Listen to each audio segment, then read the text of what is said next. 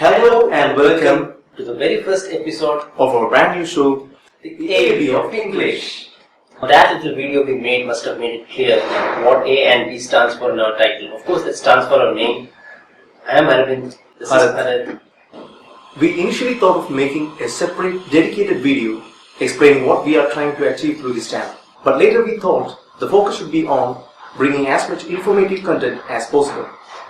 However, we would like to give you a really quick introduction of what this channel is all about. This channel is for all those people who want to speak better English. But suppose if you're already too good with it, like you're a very fluent English speaker, you're a narrator of some sort, you know all kinds of new words and idioms and everything, then perhaps this isn't the place for you. But of course, we would still hope that you would come and watch our channel, however good you are.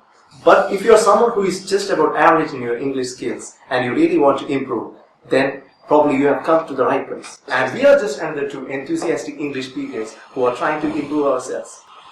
And while doing that, we want to make sure that we help a lot of others who really want to improve. A major share of everyone's English is sourced from the movies they watch, the commentaries they hear, the speeches they hear, the newspapers they read, etc., etc. But what happens is that you only learn a portion of what you could have possibly learned from it. So let's say there is this movie which had 15 new words that you were not aware of before. But after watching that movie, you only learned the meaning of 5 out of that 15. Maybe you guessed a few meanings from the context. Maybe you were lazy to go after the rest. Those words might be in your passive vocabulary, not in your active vocabulary, that you may not know the actual meaning of it. Our focus is to have an exhaustive and exclusive analysis of one popular content per episode and try to maximize the potential it holds to make your English better. For our first episode, we have Ocean's 11 on the menu. One of my favorite films, one of everyone's favorite film. Now, what is the first thing that comes to your mind when I say Ocean's 11? Well, it is one of the most stylish movies that I have ever watched. Yeah. And when you analyze closely what makes this movie more stylish, you can see that the style comes from the performances of the actors and the dialogues.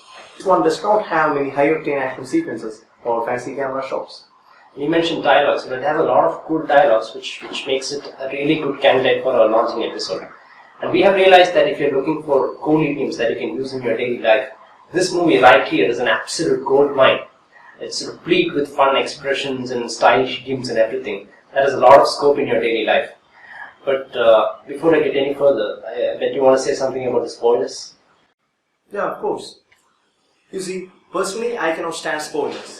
And I know a lot of you are like that. He's not lying, this is too obsessed with. But the fact that this movie has been released almost 16 years ago. Right? It was released in 2001, so I guess, 16 years, right? Yeah. So, it's been 16 years since the movie released. But that does not give us the license to spill the story. However, when we try to explain some of the dialogues, idioms and expressions, a bit of context might be necessary. So, I hope it's okay. Okay, I just want to try something here for a second. There's nobody inside. Oops. Oh, I'm sorry. Oop. Oh no, you want Enough monkey business. Do it already. So at number 10 we have monkey business. Now, I think it would be criminal to let out any detail of that particular scene or explain the context of that particular scene, because that's a very important scene happening right at the climax of the movie. Yeah. And it's also an interesting twist in the tale as well. So let's not get into that. Let's look at monkey business in isolation. Now the reason why I've decided to start with monkey business is because I felt it's probably the easiest among all the 10 idioms that we have picked, in the sense that you almost understand what monkey business means the moment you get it, don't you? Yeah. Yeah, that's true. You know the kind of business a monkey does. If you had an experience with a monkey, mostly an untrained monkey, then it would be an experience of that monkey trying to annoy you, or maybe scratch your back, or pull your hair, or trying to snatch things out of your hand. Because that's what they love. They are extremely naughty fellows. Extremely naughty fellows indeed. Like monkeys are always trying to snatch the food out of your hand, the purse out of your hand. I have a friend who lost a mobile phone to a monkey. It can be that annoying. And the expression monkey business can be used in real life to refer to any such activity that is slightly mischievous a little bit of trickery involved, a little bit of rascality involved, slightly improper, slightly unlawful, all such activities, refer to all such activities, you can use monkey business. Like, let's say you are a teacher and you've seen one of your students copying in your class, okay? So, well, if you're doing that at a university level examination, that's a serious offense. But let's say it's happening on a bunch of really small students, and you could just call that kid and say, okay, stop monkey business or enough monkey business. But that would be an expression that the kids are going to love as well.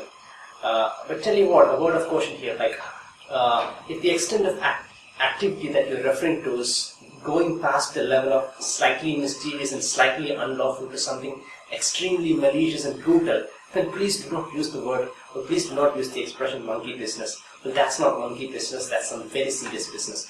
Like you're seeing someone beating someone, something like that, then it's highly recommended that you should not be using the expression monkey business. Stop the monkey business. And I will raise you another 500 of my own. That's a very handsome bet, Josh. But be careful, we don't want to push him too high too fast. I want to keep him on the leash. I will see your 500. That's the introduction scene where Brad Pitt is teaching some fellows how to play cards. Now, this particular expression you can instantly decode if you are familiar with the meaning of the word leash. Right? Remember the expression unleash your power or unleash your potential. That's a leash. A leash is a long piece of leather or cloth which is kept to make sure something, someone or some behavior is not going out of control. A classic example is that of a dog, the master, and the master is holding the dog's leash. You can see in the picture that the master has this tight leash which keeps the dog in control.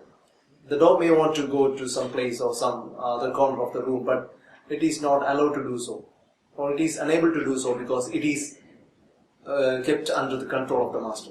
So you can use this idiom to refer to any situation where someone is having control over someone else's behavior and allows it to have very little freedom to do what it wants or to do what someone wants.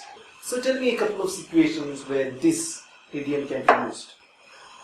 Let's see. Let's say that, okay, I wanted to do speeds above 100 kilometers per hour, but I could not because my dad kept me on a tight leash. Or I wanted to eat some junk food, but I could not because my wife kept me on a tight leash.